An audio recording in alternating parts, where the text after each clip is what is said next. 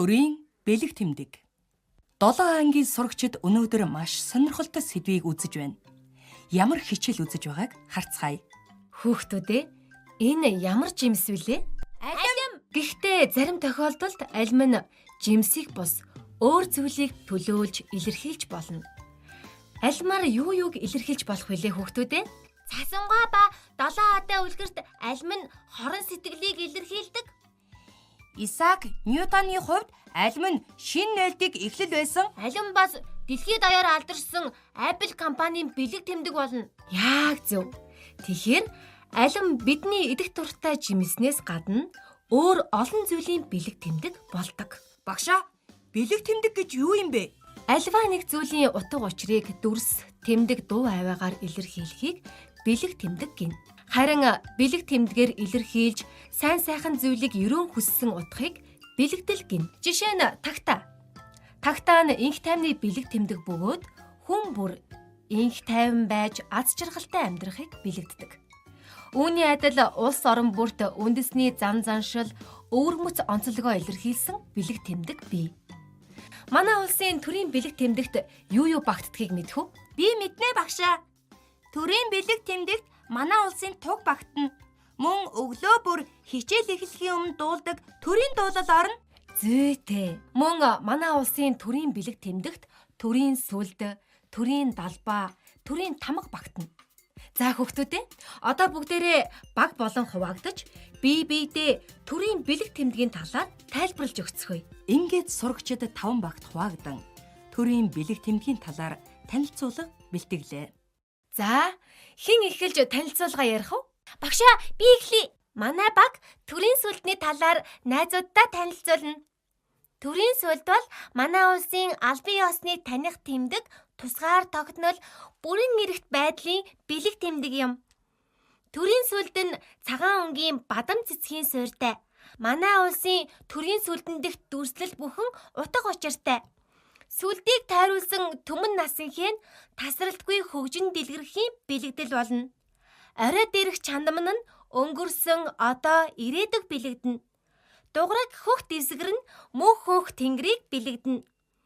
Алтан соёмб эрдний хүлэг нь Монгол улсын тусгаар тогтнол бүрэн эрхт байдал цог химрийг илтгэнэ. Харин уулынхээ нь их болсон газар дэлхийг төлөөлнө. Хадгаар шүлжсэн хүрд нь ашид үсэн дивжихийг бэлэгддэг юм. Хөөх, ёстой сонирхолтой юм а. Одоо манай баг төрийн далбааны талаар та нарт ярьж өгнө. Энэ бол Монгол улсын төрийн далбаа. Мэргэн, эн чин туг биш юм уу? Үгүй, энэ бол төрийн далбаа. Төрийн далбаа нь мөн л манай улсыг олон улсад таних тэмдэг болно. Монгол улсын төрийн далбаа нь улаан, хөх, улаан хосолсон өнгөтэй.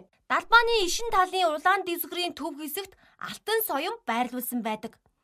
Далбааны дунд хэсгийн хөх өнгө нь мөнх тэнгэрийг бэлэгдэнэ. Хоёр талын улаан өнгө нь манай улс мандан бадарч хөгжгийн бэлэгдэл юм. Төрийн далбааны өргөн урт нь хоёрыг харьцах нэг хэмжээтэй. Төрийн далбааны өдрийг манай улс жил бүрийн 7 дугаар сарын 10-ны өдөр тэмдэглэдэг. Одоо манай баг төрийн тугны талаар танилцуулна.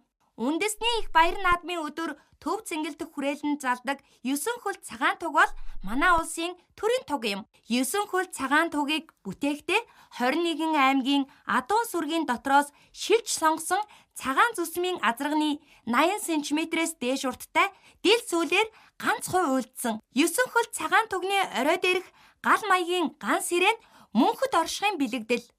Дээд их бие нь инхчин батчихын бэлэгдэл юм. Тэгэхээр төрийн далбаа туг хоёр ялгаатай байх нэ. Манай баг төрийн тамгын талаар танилцуулахаар бэлдсэн юм. Төрийн тамга дөрвөлжин хэлбэртэй. Голдоо төрийн сүлдтэй. Сүлдний хоёр талаар Монгол улс гэсэн бичээстэй арслангийн дүрс бүхий бариултай. Төрийн тамгыг цул мөнгөөр гар аргаар ганц хувь үйлддэг. Төрийн тамгыг Монгол улсын ерөнхийлөгч барих ба Монгол улсын үндсэн хуулийн уг эхийн хуудас бүр дээр дардаг. Мөн улсын их хурлаас батлан гаргасан хуулийн их бичвэрийн эхний хуудсан дээр дарддаг юм. Сонирхолтой танилцуулга бэлтгэсэн найзуудтай баярлалаа.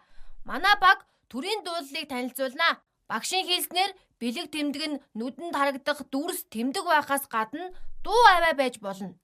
Манай улсын төрийн дуулалыг 1950 онд зохиосон бөгөөд хөгжмийг мөр дорж, дамдин сүрэн нар зохиож, үгийг дамдин сүрэн бичжээ. Төрийн дуулалыг олон нийтийн өмнө игшиглүүлэхэд бүх хүн босч дуулж хүндэтгэх ёстой.